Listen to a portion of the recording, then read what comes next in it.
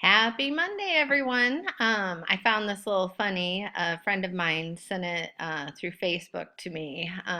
Anyways, it gave me a good chuckle this week. I hope all of you are not feeling this way, but anyways, it gave me a good laugh. So it was just kind of a fun one. A lot of you probably have seen it on Facebook. But we better get talking about our assignment today. 4.4 is due on Saturday. I want to take a second and look at the rubric and then some resources that Cynthia and I have added to course materials to hopefully help make this a little bit easier. Like I've said in the past, one of the first things I would always do is go to course materials and find your rubric. Hopefully my computer will open up here.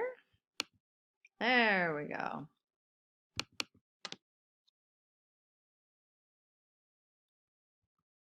Make this a little bit bigger so you guys can see it.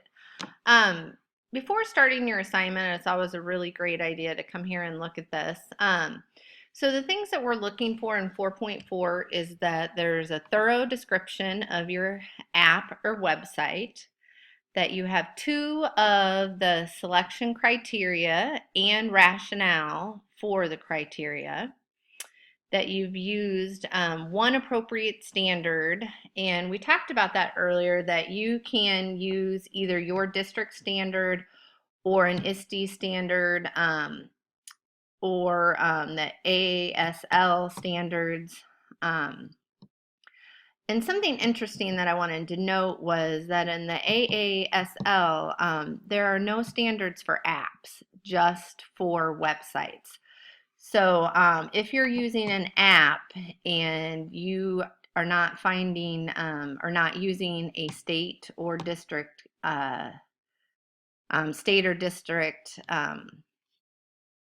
standard, you're going to have to use ISTE. So don't get caught up there. You're also in your letter going to want to make sure that you give us the impact that the website or app you use has on your students' learning, and make sure that you're following business letter format.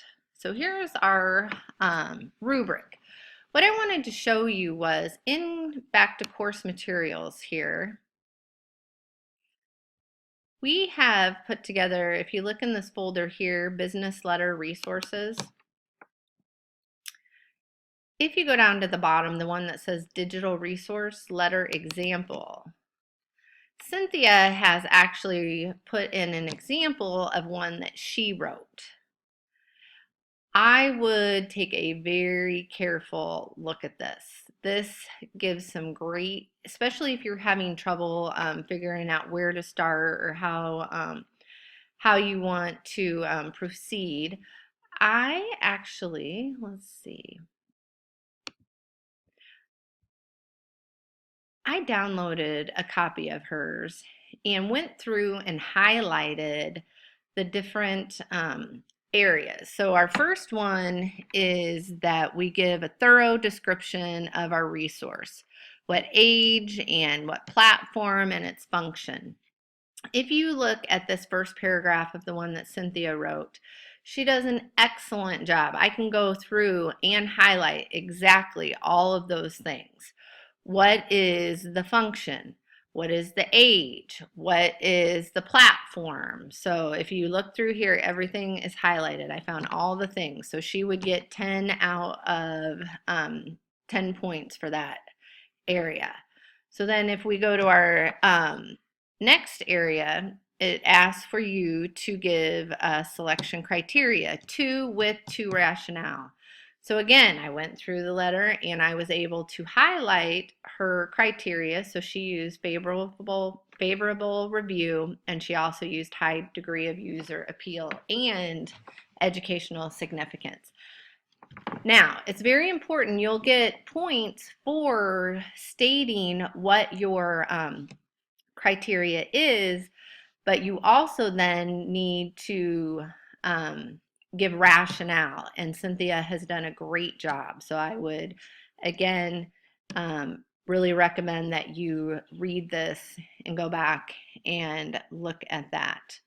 If we keep going down in our letter, I'm easily can find what her 21st century standard is. She used the ISTE standard of creativity and innovation.